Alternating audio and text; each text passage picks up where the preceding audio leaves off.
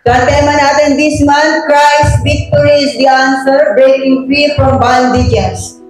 Okay, ang katagumpayan ng ating Panginoong Hesus sa krus, ang sagot, ang naging sagot at naging daan upang matugunan yung solusyon sa lahat ng ating problema. Okay, breaking free from bondages. Maraming tao na nakagapos sa sakit at karamdaman, nakagapos sa kasalanan, nakagapos sa talikalan ni Satanas nang hindi nila nalalaman. Okay? That's the very reason kung bakit ang ating Panginoong Hesus iniwan ang langit at bumaba dito sa lupa para palayain tayo sa pagkakagapos na ginawa ni Satanas. So, akala ng maraming tao sila ay malaya. Pero di nila alam, alipin sila ni Satanas. Sinusunod kung anong gusto ni Satanas. Di ba, yung mga tao tayo naririnig na sabi ng mga tao ito, gagawin ko kung anong gusto ko.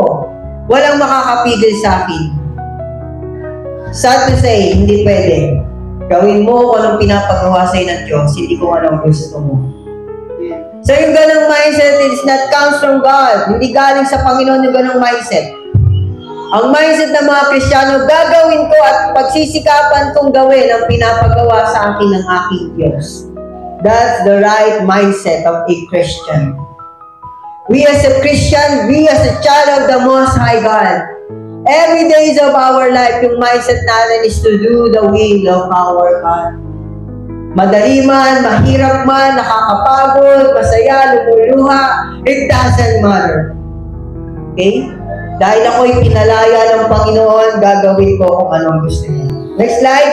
Christ's victory is the answer. Yung katagumpayan ng ating Panginoon, yun yung sagot. Okay? Yung victory ng ating Panginoon is the answer. Next slide, sabi po rito, sa Luke chapter 4, verse 18 and 19, sabi rito, ang Espiritu ng Panginoon ay sumasa akin. Ito yung sinabi ng ating Panginoong Hesus. Sapagkat hiniran niya ako upang ipangaral sa mga may hirap ang magandang balita. Isinugo niya ako upang ipahayag sa mga bihag na sila'y lalaya at sa mga bulag na sila'y makakakita. Isinugo ako upang palayain ang mga inaapi at upang ipahayag na darating na ang panahon ng pagliligtas ng Panginoon. Sabi niya rito, sabi ng Panginoon Jesus, ang Espiritu ng Panginoon ay sumasa akin sapagkat hiniran niya ako upang ipangaral sa mga may hirap ang magandang balita. So, ang unang pinuntahan ng ating Panginoon ay kung saan lugar yung mga maraming taong nangangailangan sa Kanya. Isinugo niya ako upang ipahayag sa mga bihag na sila'y lalaya. Okay? So, pumunta lang po ba siya sa mga kulungan? Sa hindi lang po. Pumunta siya sa mga lugar kung saan may mga taong binihag ni Satanas. Ikinulong sa kasalanan, ikinulong sa kahirapan, at ikinulong sa sakit at karamdaman. Kapag binasa niyo po ang Bible, ang 4 Gospel, Matthew, Luke, Mark, John, marami siyang pinagaling, maraming pinalaya, sakit at karamdaman, kahirapan, at sa kasalanan. Sabi niya sa mga bulag na sila ay makakakita, isinugo ko pagpalayain ng mga inaapi. So, nung dumating si Jesus, maraming miracle ang nangyari. At sabi niya ito, pati mga inaapi, palalayain ko. So, na-experience na po ba yun? Parang ikaw lagi? Ikaw ang nakikita? Ikaw ang nasisisi? Ikaw ang laging may kasalanan? Pag-gising sa umaga? Okay? So, sabi ng Panginoon, pati yung mga lagi na lang pinapabagsak, dinadaw, inaapi. Wala ka pang ginagawa, mali ka na. Okay, sabi nito, at upang ipahayag na darating na ang panahon ng pagliligtas ng Panginoon. So, dumating ang ating Panginoon dito sa lupa para sabihin sa lahat ng tao, dumating na ang inyong tagapagligtas. Alam niyo po ba na kailangan nyo ng tagapagligtas? Hindi nyo kayang iligtas ang sarili niyo sa apoy ng impyerno. Even your religion can save you.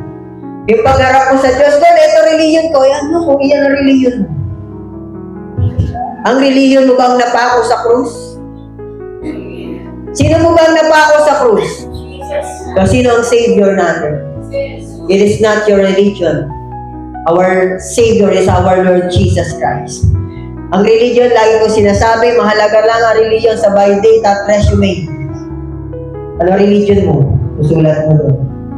Pero sa harapan ng ating Diyos, ibig sa pamumuhay na to, ang mahalaga ngayon ay yung maayos na relasyon sa Diyos, maayos na pamumuhay, mapayapang pamumuhay? Para saan yung religion mo kung ang gulo ng buhay mo? Para saan pa bang religion mo kung ang gulo ng pamilya mo? So, ang tanong dito, anong magandang naidulot sa'yo ng religion mo? That's the big question. Kung blessing sa'yo yung religion mo, then go and stay. Pero paano ko, Iber, kung walang magandang naidulot sa akin yung religion ko, wala, di ako nabago, hindi naging payapa, isip ko, di tumaas yung faith ko, then it is your choice if you want to stay or if you want to remain that kind of religion. Ako po, hindi po ako born, sinilang sa family na hindi born again Christian. Invite ako sa church. Ba't ako nag-stay sa born again church? Dito ko mas nakilala ang Panginoon, mas tumaas yung faith, mas nabago ang buhay ko, and even my family, na kahit ang buong pamilya ko, napunta sa church, na born again. They see the difference. Nakita nila yung pagkakaiba. Yung church na ipupus kang gawin ang kalooban ng Diyos. Hindi yung tayo tumayo at umupo. Then kung ano na ang gawin mo sa buhay ko, sige. No. This is the kind of church na ipipilit sa inyo ang kalooban ng Diyos. Parang si nanay at si tatay lang. Pinipilit kang painumin ng gamot kahit ayaw mo, pero ito yung makakabuti sa iyo. That's the kind of church that we see.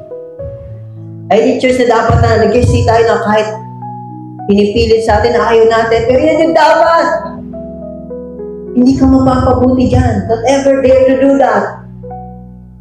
Colossus 2:15, sa pamamagitan ng kanyang kamatayan sa krus, nilupit niya ang mga pinuno at kapangyarihan ng sanlibutan ng mga ito'y parang mga bilag na kanyang ipinarala sa madla bilang katunayan ng kanyang pagtatagumpay. Ng ating Panginoon siya'y muling nabuhay, nagulat si Satanas, yung patay na buhay, dumilat yung mata, huminga, then sabi ni Satan, tapos na ako. Talo na ako. Yes, talo na ng Satanas nung nabuhay muli ang ating Panginoon. At ipinarada niya po ang mga kalaban sa harapan ng maraming anghel ng Diyos at pinakita ng ating Panginoong Yesus, siya ang nagtagumpay, hindi si Satanas. For introduction, Jesus' victory, which was predicted immediately after the fall and began during his public ministry, was decisively won at the cross.